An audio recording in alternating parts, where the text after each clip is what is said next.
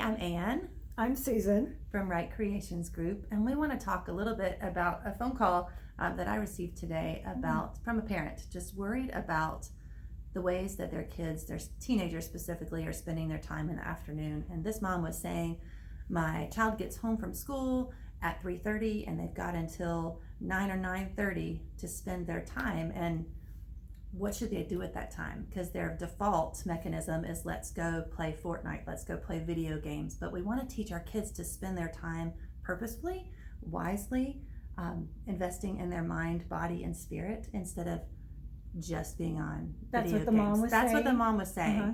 To which my teenagers would say, oh, but mom, there are so many good things in video games. I'm building relationships, which can be true. Yeah. I'm using creative problem solving, And collaboration. which can be true. I'm collaborating. Yeah. All these good things can come from technology, but not spending the whole Balance. time after school. Yeah, how can we teach them balance? Yeah, so I thought that would be a great conversation for us to have. We'd love to get your feedback and share what we're thinking.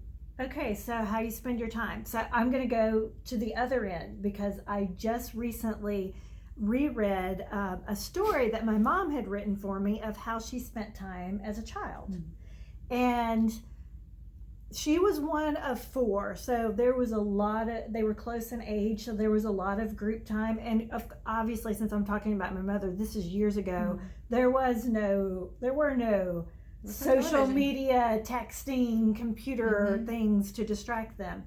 So basically her time back then was spent doing board games, a lot of basketball, a lot of softball, a lot of outdoors, sprinklers, just finding time and being creative outside. And they even played their board games outside during the summer. I think it was maybe a little cooler, like to get the wind and sit on the porch. And her mom may have been saying, scoot.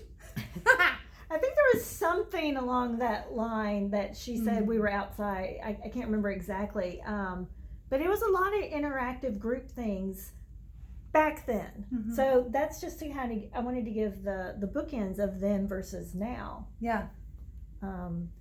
And that's a great place to start. How did we spend our time growing up? What are some good memories we have of spending our free time, our non-homework time? I was thinking for myself, I remember spending a lot of time with my animals. I had rabbits and I had a dog, and I would spend so much time. I would actually share my heart with that dog. She was my best friend. Well, of for a long course, so time. dogs. I remember playing kitchen outside and using wood bark as our turkey that we would serve to our guests outside. I remember hours exploring outside. When it was too cold, we would build forts and rafts inside. We'd fill the whole living room up with blankets. And I also had 3 siblings, so lots of group play. I remember singing at the top of my lungs to the record player. The kids probably don't even know what a record player is. Could you sing now? No, not gonna sing right now, but in the shout.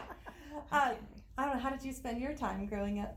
Well, you know, when you're talking, since you mentioned siblings, I think I'm the age where I had 2 experiences. As a child, I had siblings around, but their age difference is such that by the time I hit what we call junior high and high school, then I was a single kid. Yeah. So as a child, we did some of what you said, like we built snow forts, we built summer forts outside and played.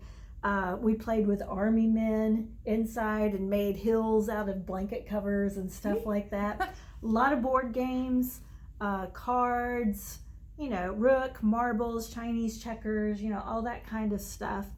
But when they went on, and I'm hitting that age, which is the age your mother was concerned about, computers were starting to come around. And so we had one, but I didn't play much. It was like Pong and Miss Pac-Man. Those were the 2.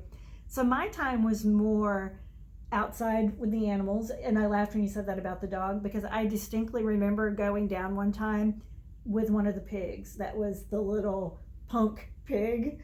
I mean, the runt pig, I should say. And I put him in my jacket, was trying to keep him warm from outside elements. Your best friend for the day. For the day. But I created stories. So I used my imagination a lot to craft stories and act out scenarios. So I had a lot of imaginary friends and creativity, and then just used rocks and sticks and stuff like that. Or I'd go to the neighbor's house and play basketball. Yeah, I remember playing a lot of pickup baseball, which is Yeah. so funny. I'm not a good baseball player. Lots of frisbee, lots of just running and walking and exploring. Do you remember jacks and pickup sticks? Mm-hmm. So, did Yeah. some of that in the younger ages. Those were singular things. But basically, we entertained and crafted things for ourselves. We Mhm. were the orchestrators of our time instead of having something else entertain us. Mhm.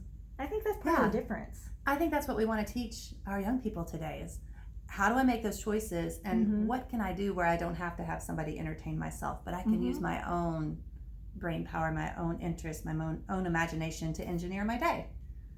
And I know that she's concerned about the long time, and this is probably a conversation for another day, but leisure time is important too. That's part of the balance. Not only do you want to not be on tech all the time, you want to have some downtime to do whatever it is that refuels You. because the other thing about teenage years is you could be overscheduled so easily, and I know that's probably another conversation, but we want to say it here because we're aware there's a balance. So what did you tell her, or did you, or what What do you ideas? say? It's something I think every parent's wrestling with. Yeah. So I challenged her actually to work with her family to make a list of ways that their family likes to spend their free time. So when we talked together, we talked about Sudoku, we talked about crosswords, we talked about board games like a chess, checkers, Monopoly. We talked about charades, hiking, basketball, frisbee, singing and playing music, just the fun karaoke to your favorite songs. And I suggested doing it as a family because if you ask a 13, 14, 15-year-old to make that list of what do you like to do that doesn't involve a screen, that's overwhelming and you're going to get some hands up. Perhaps, maybe not. But when you're doing it together, it increases the brain power and you're going to get more ideas out there. And then I challenged this mom to just when her child comes home from school to talk about what are the responsibilities you have to get done today, and let's map out our plan from the end of school to bedtime and how do you want to spend those hours. You need some time to eat dinner, to take a shower, clean up your stuff, get your homework done, and then you've got, let's say, 3 hours left. What do you want to do with it? And let them look at that menu of activities and think just from their own heart and passions that day, how do you want to spend your time? And teaching her kids to go ahead and map that out for themselves. I think there's one thing that we haven't said yet that's important, and that is involving extended family and friends in that free time. So I know a friend of mine involves her grandson in her shop and doing stained glass or craft projects because she's very crafty. So that's a way that they can spend time together, and he's right at that 9th grade age, and they can do whatever it is he's interested in or that she can get him interested in and do it together. I love that. And I know another set of grandparents that they said, hey, we want to be more involved, and one of the ways we can be involved is just simply by driving their grandson to track practice or whatever. So I'm trying to say that intentional connection that you can make by sharing hobbies and interests and passions and helping them explore new things and see what they like, because if they're, and I don't know that this is a true statement, but if they're not tapping imagination and creativity as much as we did, then we can model that and provide the opportunities to do that. And who knows where that will take them. Who knows? I think the final challenge I would want to issue is make sure that as you're choosing how to spend your time, you're building into the mind, the body, and the spirit. Do something to challenge your brain. Do something to challenge your body. Go run or go do push-ups or sit-ups or squats or play on the playground or whatever it is to move, to just release that stress and that energy. And then do something that, like you said, to refuel your own soul, your spirit. I think it's really important to teach and model for our kids to do all three of those things. I think that's the big thing. I mean, if you're talking about balancing screen time, because I know with our job, we're on screen time more than we ever would have imagined years ago. And so I personally have to shut down the screens, go and walk my dog, go and meditate, go and play with glass, or go and play with words or whatever. That's something all of us need. So this isn't just about how young people are spending their leisure time. It's about how we're balancing it too. Yeah. We'd love to hear from you. Yeah, because we don't have the answers. We just know it's relevant and it's something we got to figure out. So if you would, plop an answer. Tell us tell us in the little comment section what's your idea for teaching young people how to use their time well. Thanks. Have a great day. Bye.